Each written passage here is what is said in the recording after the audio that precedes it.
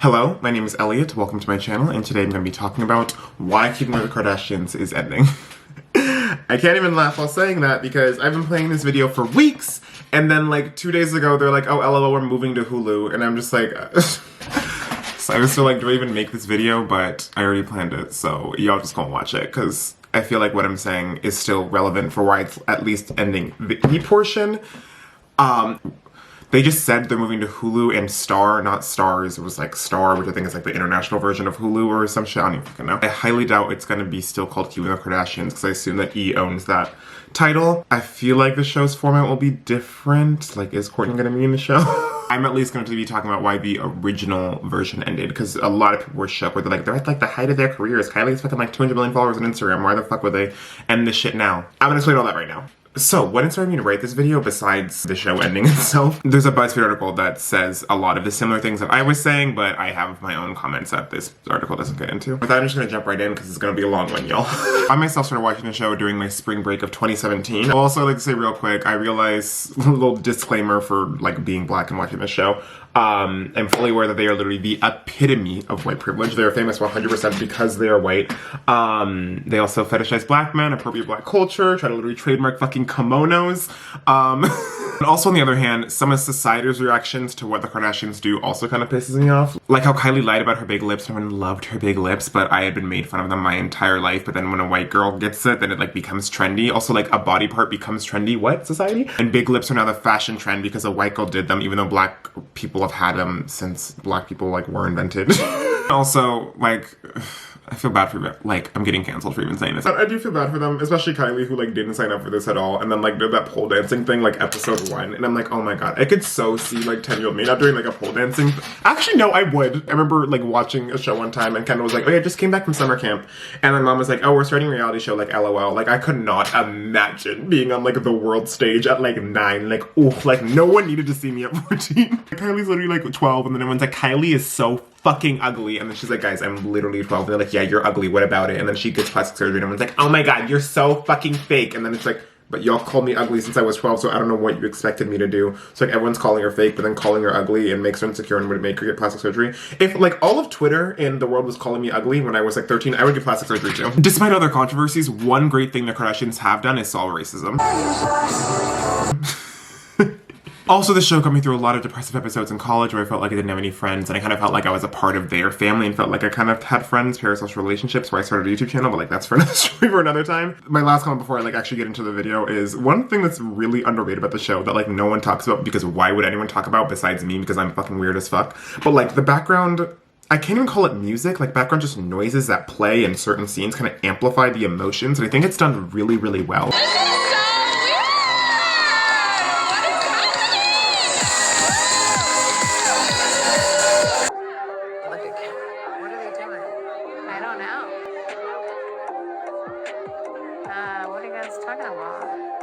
So Jordan said that they did make out. Wow. Like, I'm just honest, I don't. And I love them so much that sometimes I listen to them when I'm running. Oops. So, because I started watching them in 2017, after they were already like the most famous people in the entire world, I never understood why people always said, oh, when a Kardashian news story broke, oh, they're just gonna wait for their show to confirm it or talk about it, like any of this stuff. Like, they're not gonna make any public comments. But then that would like never happen with like anything ever. Like, all of the Kardashian pregnancies, they like confirmed on Instagram. When Kim's surrogate was going into labor like 2 years ago, Kourtney just went on Ellen being like, oh, her surrogate's in labor, like LOL. So I was like, oh, maybe they did that like earlier in the show, but then looking back on it, they like never waited for the show to confirm anything. The Kardashians have made their money by creating a demand for family moments and then profiting on said family moments. Also by being white with a little splash of ethnic to spice it up. And then also having or buying, depending on who you ask, traditionally black female body parts and then making them trendy because they're white and making them literally a worldwide beauty trend only because they're white. Black women have been having the same body parts for centuries, but because it's on white women, now it's trendy. Again, racism. Also, if Kim Kardashian was a black woman, she would have been skewered for having a sex tape, but because she's white, she made it into a billion-dollar empire. The first big family moment that began their meteoric rise to stardom was Kourtney's pregnancy with Mason. Kourtney first announced her pregnancy on August 12, 2009, and then everyone was like, oh my god, we're gonna have to like watch the show to find out like who the father is, because she wasn't linked to Scott at the time, because at the season 3 finale, which was the last episode aired before she announced the pregnancy, she'd broken up with Scott. So everyone's like, oh my god, like who is it? Like who's the father? Like we're gonna find out on Kourtney and Khloe Take Miami. So everyone thought we're gonna have to like wait this long ass time, and then the next day, on August 13th, 2009, on Air with Ryan Seacrest, Kourtney announces, oh, Scott's the father of my child. And then Kourtney and Khloe Take Miami premiered on August 16th, 2009. They announced it before the show as promo, and then it's like, oh, you can watch the show to see like the lead up and how everything happened behind the scenes. Everyone knew these facts. You just got to watch all the build up to it, and then Kourtney's reaction where she like goes to like the Everglades and finds out she's pregnant, or like low-key knows she's pregnant, and then it's like, oh my god, Scott. And that's kind of been their MO and how they've done most things throughout the entire decade. Some people said that the Kardashian show is ending because social media and the 24-hour news cycle has caught up to them so much that they can't wait for their show to announce things anymore, but I kind of just disproved that because they've never really done that. Literally a month after Kourtney announced she was pregnant, Khloe and Lamar got engaged, and then Caitlyn found out on the evening news. And they've kind of done that all the way through. Announced stuff first, and then let the show the behind the scenes after the announcement already happened. So in a similar vein of monetizing family experiences, they've also stayed relevant by controlling the narrative. And the example I'm going to use for this is not even a season of Keeping Up with the Kardashians, it's actually Kourtney and Kim Take New York season 2. This season chronicles about 60 of the 72 days that Kim was married to Kris Humphries. And it actually opens with the news talking about Kim's divorce. And then it cuts to 8 weeks earlier. If you remember back in 2011, everyone, including 13-year-old me, who like did not watch the show and like barely knew who Kim Kardashian was, everyone accused of Kim faking this marriage for publicity and making millions of dollars off of it when she announced her filing for separation on October 31st, 2011. And I honestly still, like to this day, felt like she kind of faked the marriage until I watched the season, which began 6 weeks later on December 18th, 2011. In each episode of Kourtney and Kim Take New York season 2, there's a little like snippets of being like, oh, like their marriage isn't good, their marriage isn't good, their marriage isn't good. Not even like Kim and Kris doing anything bad all the time. It's even like Khloe being like, he doesn't want to be married to you. The entire season, it actually kind of just paints Kim as, oh my god, I was a damsel in distress and I was just so like into like the fairy tale. Obviously that is probably true, and it's probably, there's some truth. It only shows Kim and all the Kardashian sisters in a good light on their show. Which obviously makes sense, because why would you show yourself in a bad light? But they kind of are always just showing their narrative instead of like the narrative of like the whole entirety of what actually happened, which is a lot of people's critiques and how fake they are. And it's kind of hard to tell what's real and what's fake, and sometimes there are scenes that are abundantly clear that it's real, like the like penultimate scene in that episode where it's Kim crying to Kourtney, where that like famous crying face comes from, basically being like, I like don't want to be married, like I made a huge mistake. The scene starts out with Kim and Kris talking about Kris bringing his boxes back to Calabasas and like when they're gonna move in together, like all this stuff, and Kim keeps pushing back. And then Kourtney calls Kim a bitch, which really flusters Kim, and you can see her like actually being flustered. Like that seems super, super real to me. She runs into the glam room to be alone with cameras, of course, and calls Khloe, and kind of just has this like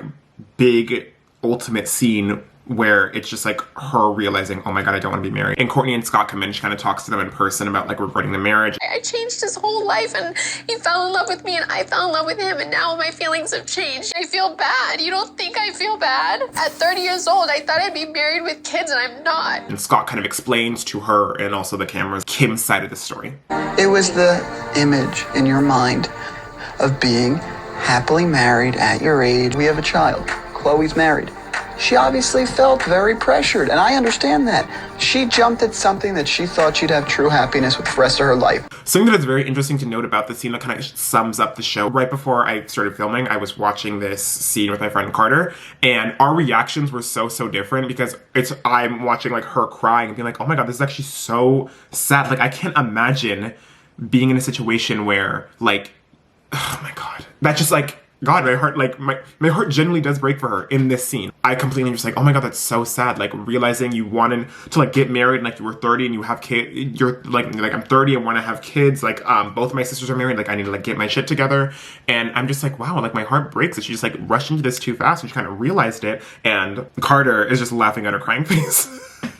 And the reason I feel bad for her and Carter doesn't is because I actually watched the season and led up to it, and I like understand her side of the story as opposed to Carter just being like fuck him. If I could sum up Keeping the Kardashians in one sentence, it would be, there are 3 sides to every story, but we're only going to show you our side. Let's move on to the moment when Keeping with Kardashians began its demise, in my opinion. If you had a business that you were passionate about, then you would know what it takes to run a business. During the season 15 premiere, there's an argument between Kourtney and Kim about the Christmas card family photo shoot. What the photo shoot represents is so much more important than the actual fight. Every year, the Kardashians post their Christmas card, and it always garners worldwide attention on like who's in it, who's not in it, like the vibe of it. There was one where like they all looked like low-key like a devilish family. But the photo shoot kind of also represents the continuation of the Kardashian empire. It's always in the news. People always comment on it. It's a way for them to continuously stay in the media and in the public eye.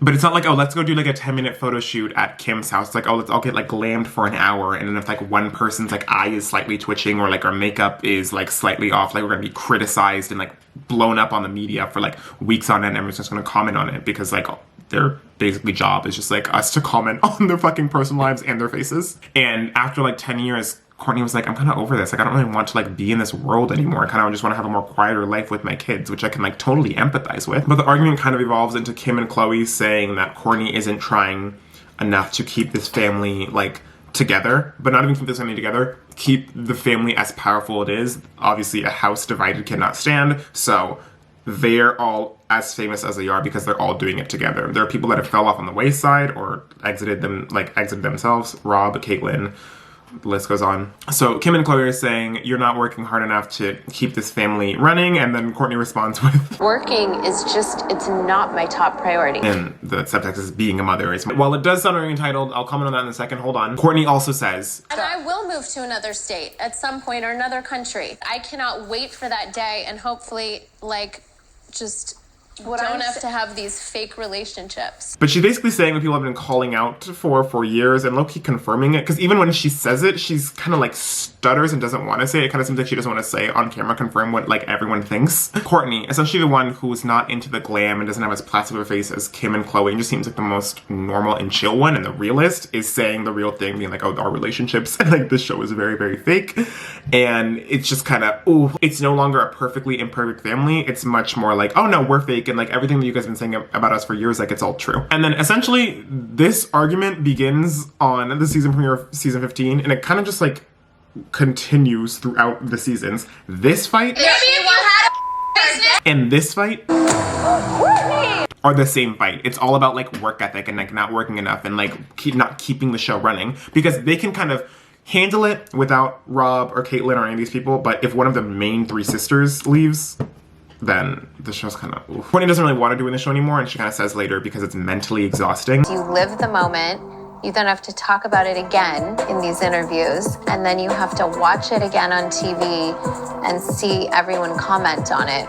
It can really mess with you and drain you, I think, over time. Kim and Chris have even said in the past that Kourtney was the most reluctant to start filming immediately, and basically the only reason she agreed is because she didn't care what people thought about her. So she was like, I'll just show anything because like I don't give a fuck what people think, like I'm just gonna live my life for me, which like, totally makes sense and totally seems like Kourtney from what you get on the show. I could totally see, because like no one really signed up for it except for like Kim, kind of Khloe and Chris, and I could totally see like in 2007 being like, oh, a reality show's gonna come. You're like, oh, okay, this will last like 1 season, 2 season tops, like whatever, and then it becomes this huge multi-billion empire. But then Kourtney doesn't leave it because obviously why would you leave it if like you could make so much money off of it, and it's kind of her sole source of income. She doesn't really have as many other business ventures. Khloe has Good American, Kim has like a billion other things. She's busy like trademarking kimonos, like and in like the later seasons, season 15 on, you can kind of tell that Khloe isn't as into it anymore. Honestly, at some point throughout seasons 15 through 19, it doesn't even seem like she likes Kim and Khloe that much. We would really appreciate your taste buds today, and Khloe is going to be we're in the middle of judging a bake-off. Shut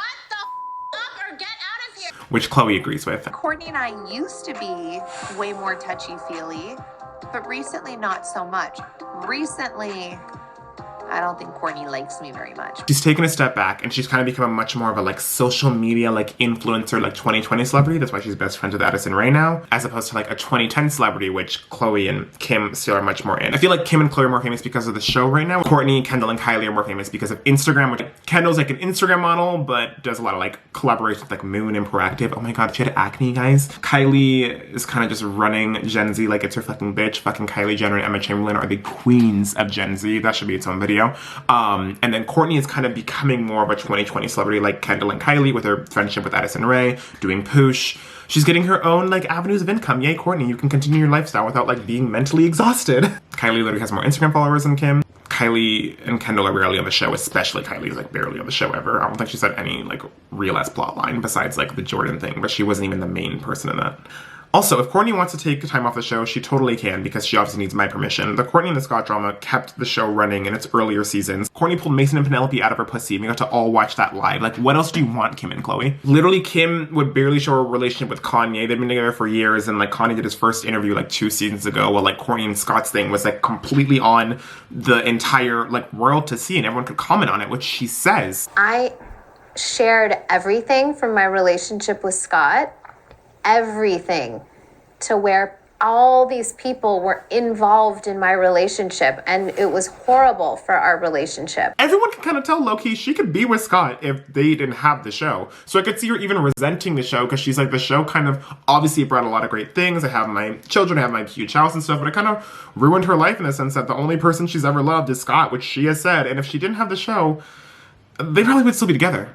So then Kourtney leaves very quickly after that slap fight. Without Kourtney in the second half of season 18, like, it doesn't even feel like the normal show. Like, it isn't as good because Kourtney isn't in it being funny. Like, the show would be nothing without her, which she knows. Somebody just wrote, "You should thank Kim for your career." If it wasn't for my personality and being funny, then our show wouldn't exist. So, besides just Kourtney teetering on the show and deciding whether or not to do it, people are watching TV less and less, so obviously the ratings have declined, just because ratings have declined like every like national syndicated TV show. One thing that could have brought in a larger audience was Kylie's pregnancy. Kylie's pregnancy wasn't really confirmed. Everyone like low-key knew it was happening, but no one really confirmed it or anything.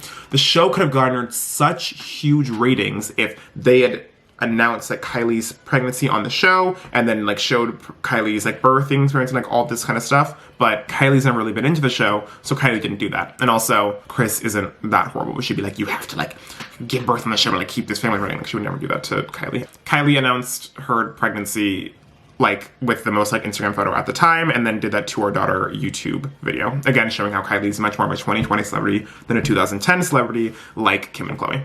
So all of that, plus the pandemic not allowing them to attend or host large events to keep the show interesting, even though they're definitely still throwing them, they decided to end it. So people are saying that they ended it because E didn't give them as much money as they wanted, but I honestly kind of doubt that. I feel like Keeping the Kardashians is what is like E's biggest source of revenue. Maybe they're going to be like Dancing with the D'Amelios now. I feel like all of them have such other huge sources of income that they were going to be fine without the show, but they wouldn't be as famous without it, and they wouldn't be as like A-list as they are without it, which is why they switched to Hulu. I think that's a step for them going into the 2020 direction, switching to a streaming platform as opposed to a national like primetime TV show, which I think was a great business move on Kris's part, but Kris only does great business moves. And the show isn't their main source of income, except maybe for Khloe, which I think is why Kris said that Khloe was the saddest, which makes sense because homegirl, what else are you gonna do? I guess that. Anyways, thank you so much for watching this video. If you made it this far in the video, please comment down below whether you agree or disagree with me, or just like your own thoughts and opinions. I'd honestly love to hear other people's opinions besides just mine. And yeah, I'll see you guys next time.